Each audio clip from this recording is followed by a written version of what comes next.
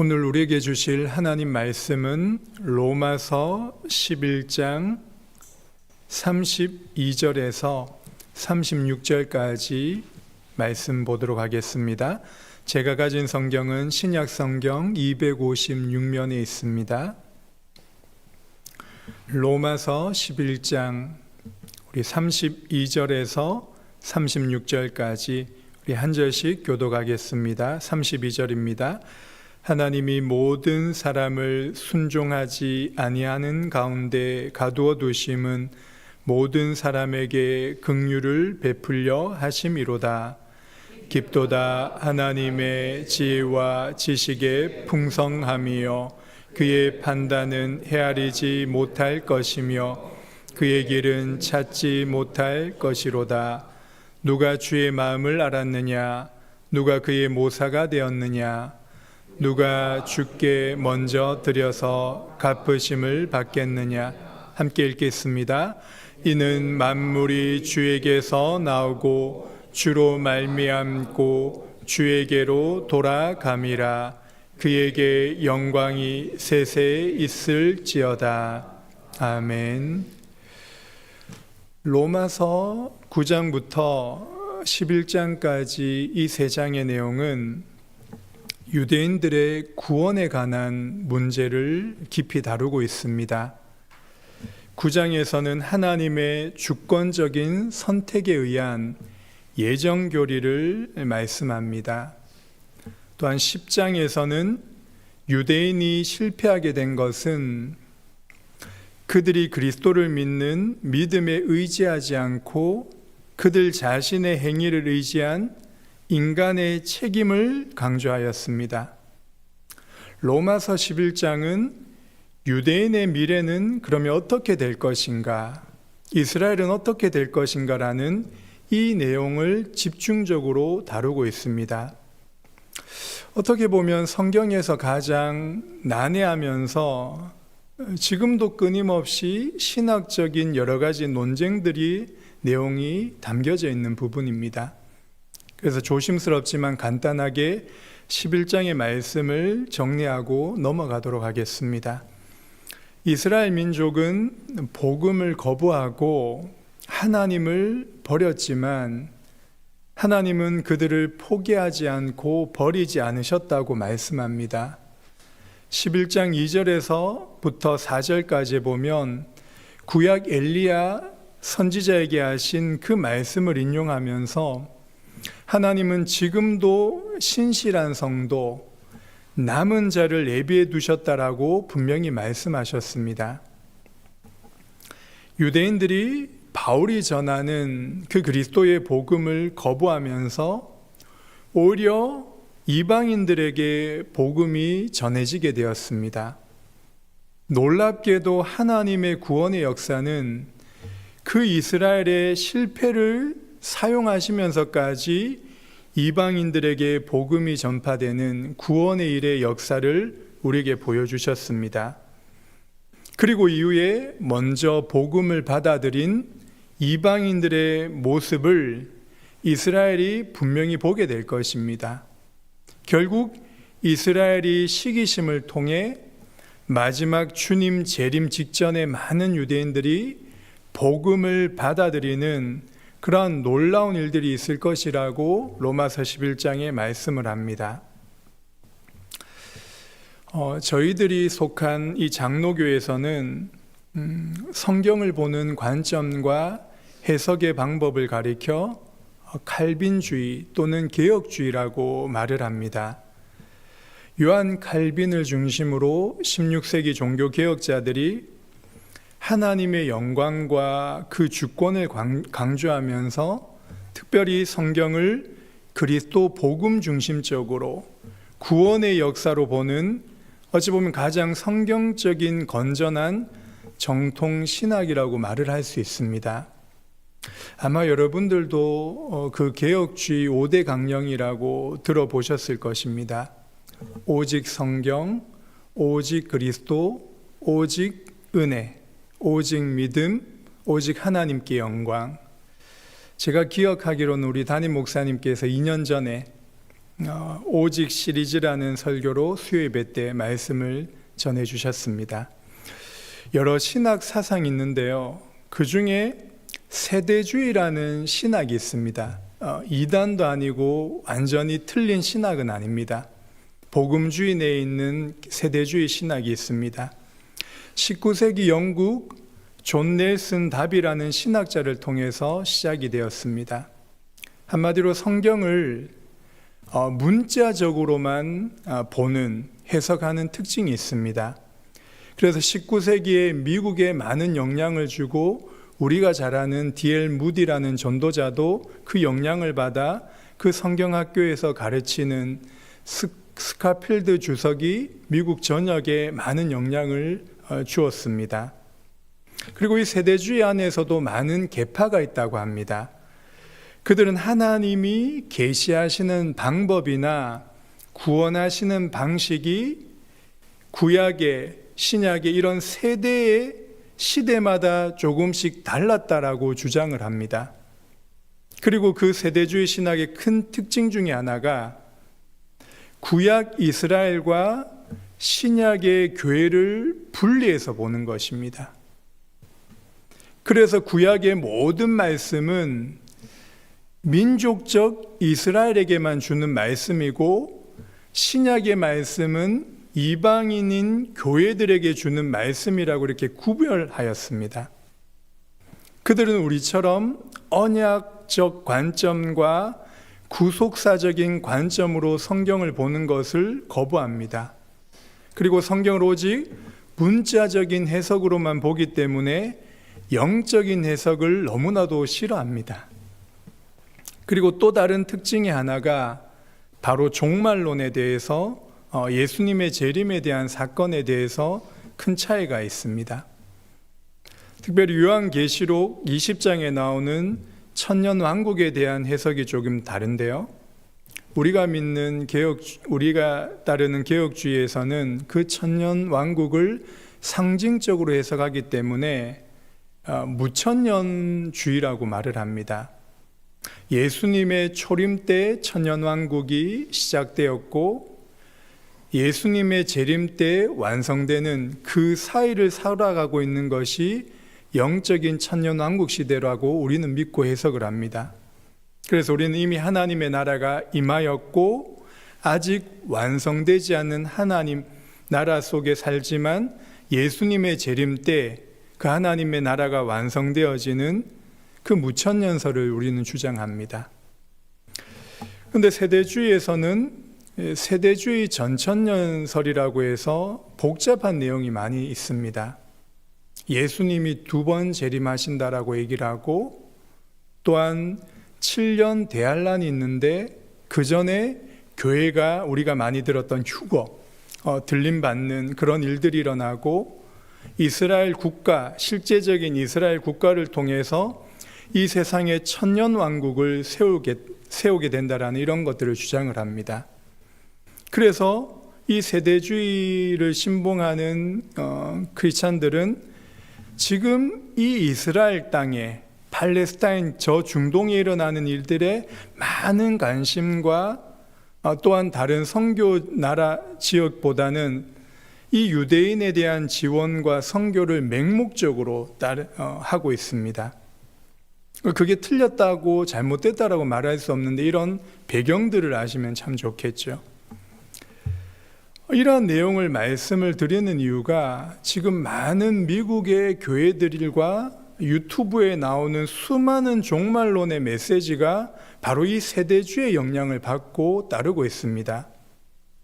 그래서 항상 현재 유대인들과 저 이스라엘 땅에 일어나는 그 일들의 정치적인 일들과 현상들에 많은 관심을 가지게 됩니다. 근데 안타까운 이 내용 중에 하나가 바로 크리스찬이 이 복음을 중심하는 신앙생활에 벗어나서 자꾸만 유대인들과 이스라엘에 관심을 가지게 되며 이스라엘 회복에만 몰두하게 되는 것입니다. 그리고 더욱더 안타까운 것은 바로 이 교회관이 약해지게 됩니다. 왜냐? 교회는 어쩔 수 없이 하나님이 세대 속에서 교회를 세운 거라고 주장하기 때문에 어떻게 하면 이 이스라엘이 회복되어서 예수님이 빨리 재림에 오실까라는 거기에 관심을 두게 되는 것이겠죠. 그래서 구약의 이스라엘의 절기와 제도와 모형을 다시금 따르는 그런 신앙생활에 오류에 빠지는 모습들을 종종 보게 되는 것입니다. 이후에 시간이 될 때 이러한 부분들을 깊이 다루면 참 좋을 것 같습니다. 여기까지만 나누겠습니다. 우리 함께 32절의 말씀을 잠시 읽겠습니다. 32절입니다. 시작. 하나님이 모든 사람을 순종하지 아니하는 가운데 가두어 두심은 모든 사람에게 긍휼을 베풀려 하심이로다. 먼저 하나님이 이 모든 사람을 순종하지 아니하는 가운데 가두어 두셨다라는 이 뜻이 무엇이겠습니까? 이것을 알기 위해서 갈라디아 3장 22절의 말씀에 도움을 받을 수 있습니다. 제가 읽어드리겠습니다. 그러나 성경이 모든 것을 죄 아래 가두었으니 이는 예수 그리스도를 믿음으로 말미암는 약속을 믿는 자들에게 주려 함이니라 라고 말씀합니다. 죄 아래 가두었다는 뜻은 율법 아래 두셨다는 것이겠죠. 그래서 로마서 7장 24절에 그 탄식의 고백처럼 오라 나는 공고한 사람이도라 라고 부르짖는 그 상태가 바로 율법 아래 매인 상태, 갇힌 상태를 의미하는 것입니다. 이렇게 하신 의도가 무엇이겠습니까? 바로 그리스도의 복음으로 인도하시기 위해, 즉 긍휼을 베풀려 하심이라고 말씀을 합니다. 같은 맥락에서 택함을 받은 자라고 할지라도 순종하지 아니한 가운데 가두어 두심을 당한 상태에 있다가 하나님의 긍휼을 잊게 되면 어떻게 됩니까? 오직 예수, 오직 은혜, 오직 복음의 필요성을 깨닫게 된다는 말씀입니다. 순종하지 아니한 가운데 가두어 두심이라는 이 말이 단순히 하나님께서 순종하지 않도록 적극적으로 일을 하셨다라는 그런 뜻이 아닙니다. 이것을 신학적으로는 하나님께서 허용하셨다라고 표현을 합니다. 왜 이것이 중요하냐면은 이것을 그냥 우리가 생각 없이 이해하게 되면 그러면 하나님이 죄의 창시자가 되는 것이 아니냐라는 이런 반문을 할 수 있습니다. 그렇지 않습니다. 하나님은 선하시기 때문에 죄를 조성하시거나 만드시지 않고 죄를 작정하시고 허용하셨다라고 이렇게 표현을 합니다. 이 부분을 잘 설명해 주고 있는 부분이 바로 우리가 잘 아는 욥기 1장에 보면 이 내용이 잘 나와 있습니다. 욥이 자신이 이유도 모르게 수많은 고난과 시험을 당하게 됩니다. 근데 거기에 보면 하나님이 행하신 것이 아니라 사단의 소행임을 우리는 잘 알고 있습니다. 그러나 그것은 바로 하나님의 허락하심 아래에서 이루어진다는 것을 우리에게 보여주고 있는 것이죠. 그리고 다윗이 교만하여 인구 조사를 했다가 하나님께 징계를 받는 그 일이 있습니다. 그런데 이 사건을 사무엘하 24장에는 하나님이 인구 조사를 하게 하셨다라고 하고, 또 역대상 21장에는 같은 본문을 사단이 다윗을 격동하게 해서 그 일을 했다라고 합니다. 이 문제도 바로 하나님의 주권 속에서 그 사단의 일을 허용하셨다고 이렇게 표현하는 것입니다. 우리는 이러한 본문의 말씀을 통해서 또한 이러한 깨달음을 얻을 수 있습니다. 아담과 하와가 선악과를 따먹었을 때 하나님은 왜 그걸 허용하셨을까? 그것이 바로 긍휼을 베푸시기 위해, 은혜를 베푸시기 위해서라고 그렇게 깨달을 수 있는 것입니다. 사단이 율법을 통해서 인간을 끊임없이 정죄할 때 왜 하나님 그것을 허용하십니까? 긍휼 즉 복음을 우리에게 주시기 위함이라고 말씀을 합니다. 그렇다고 그 누구도 이 하나님의 뜻과 선하신 그 계획하심을 온전히 깨달을 수 없다는 것을 우리는 볼 수 있는 것이죠. 그래서 33절에 이렇게 고백을 합니다. 우리 함께 33절의 말씀 함께 읽겠습니다. 시작. 깊도다 하나님의 지혜와 지식의 풍성함이여 그의 판단은 헤아리지 못할 것이며 그의 길은 찾지 못할 것이로다. 사람이 도저히 생각하거나 만들어낼 수 없는 하나님의 구원의 일, 이것이 바로 하나님의 구원의 역사를 이루어 가시는 측량 못할 하나님의 지혜임을 우리에게 나타내 주시는 것입니다. 우리 마지막으로 함께 36절의 말씀을 읽도록 하겠습니다. 36절입니다. 시작. 이는 만물이 주에게서 나오고 주로 말미암고 주에게로 돌아감이라. 그에게 영광이 세세 있을지어다. 아멘. 인류의 수많은 철학자들과 지식인들이 질문하는 내용들 중에 가장 근본적인 몇 가지 질문이 있습니다. 이 세상은 어떻게 시작이 되었을까? 세상은 왜 이러한 모습으로 나타날까? 나는 누구이며 어떻게 살다가 이 죽음과 세상 끝은 어떻게 될 것인가? 그 답이 바로 이 36절에 나와 있는 것입니다. 이 세상이 어떻게 시작되었습니까? 만물이 주에게서 시작되었다라고 창조에 대해서 말씀합니다. 나는 누구이며 인간은 어떠한 존재이며 어떻게 살아가야 됩니까? 주로 말미암는, 주를 위해 지어졌다는 것이겠죠.